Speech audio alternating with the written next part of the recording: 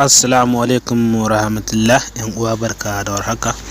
Bidiyon mu ne insha Allah zan nuna muku yadda zaka boye sirrinka a cikin cocilan wayarka. A cikin fitilar wayarka zaka boye sirrinka a cikin insha Allah.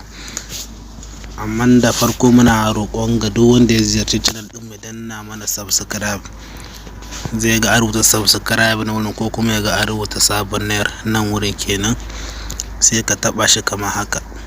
Bayan ka taba buɗe ma haka, sannan sai ka taba wannan ƙararrawai. Sai ka taba wannan ƙararrawai, daga zarar mun ɗora sabon bidiyo za a dinga sanar da kai.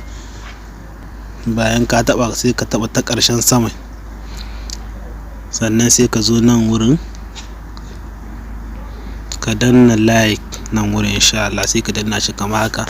Kamar da ko ga na danna a nan wurin, daga zarar mun ɗora sabon bidiyo insha Allah za a dinga sanar da ku.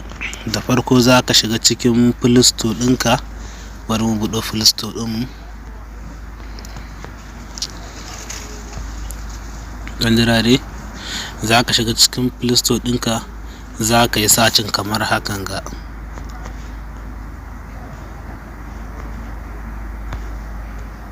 trash za ka rubuta kamar hakan ga, sai ka danna sacin. Yanzu wannan ta farkon, wannan ita za ku ɗauka, wannan ta farkon sai ka danna akanta. To yanzu da mani already na riga na sabke ta akan wata don saboda kan bidiyon na mai tsafo. Za ka taba ta kamar haka. Gashi yanzu dai kuna gani fitila ce. To haka dai mutum bai iya ya kawo akan shi ma za a iya ajiya a cikin wannan. Sai ka zo nan wato nan kenan, sai ka dahe shi, sai ka dahe kamar haka. Bayan ka dahe shi zai baka dama ka sa irin fasfo ɗin da kake so. Tunda mun gwadi zami, bari mu sa ko irin fasfo ma ku gani. Bari mu kamo daga 4 3 2 1. Ya ce mu sake maimaita fasfo ɗin da muka sa 4 3 2 1. Okay, yanzu nan wurin kama ko da ka manta fasfo ɗin akwai tambayar da shi Barnabas in zai ma sai ka bada amsa. To mun bari dai mu sanya wannan, bari mu sa wannan ku gani.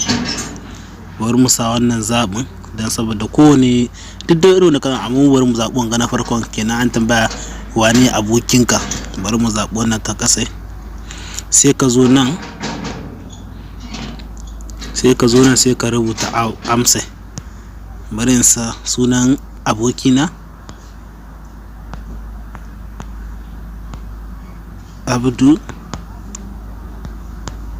Abdulsalam. Sai ka zo nan, sai ka taba nan kenan. To yanzu nan wurin sai mu zaɓi hoto muke so ko bidiyo. Nan za mu iya zaɓa ko hoto ko bidiyo ko audio ko rakam, dai wanda muke so. Bari mu zaɓi hoto.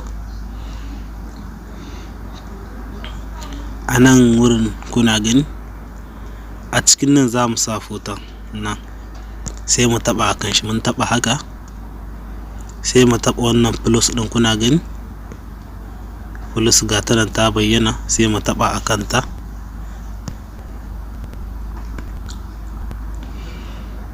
Dan jira dai yana zuwa. To yanzu nan ya kawo mu cikin gallery, sai mu zaɓi duka foton da muke so. Bari mu zaɓi wannan foton ku gani. Bari dai mu zaɓi wannan da wannan da wannan da wannan ku gani, mu sa a can wurin. Yanzu haka na taɓa wannan, na taɓa wannan, na taɓa wannan, na taɓa wannan. To sai mu taɓa nan bisa wannan kwada ɗin. Yanzu haka waɗanga fotunan mun ɓoye su, babu wanda ya isa gansu in ba mu ba. Kenan mutum bai ma tunanin shi bai iya kawowa. Za ka iya yin ajiya a saman wannan cocilai. To ta haka za ka ɓoye duk abin da kake so a saman ta ba tare da kowa ya gane ba insha Allah.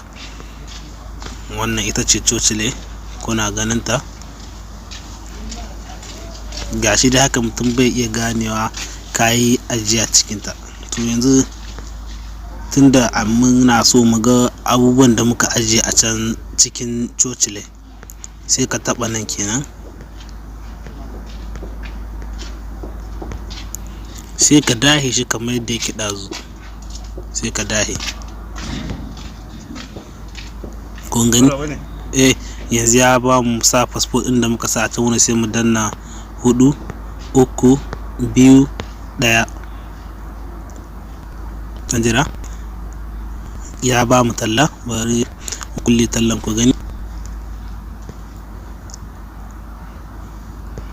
Mun kulle tallan gashi, sai mu taɓa. Yanzu kun ga fotunan da muka ɓoye ga su nan a nan wurin. To a ta haka za ka ɓoye komi da komi naka. Galgadi, amma duk wanda ya sanya fotunan shi a ciki daga ƙarshe koma ya goge cocilan da kan shi, to duk abin da ya safa ya rasa shi, dan saboda kan mutum ya ɓoye komi na ciki kuma ya koma ya goge ta. Mun gode.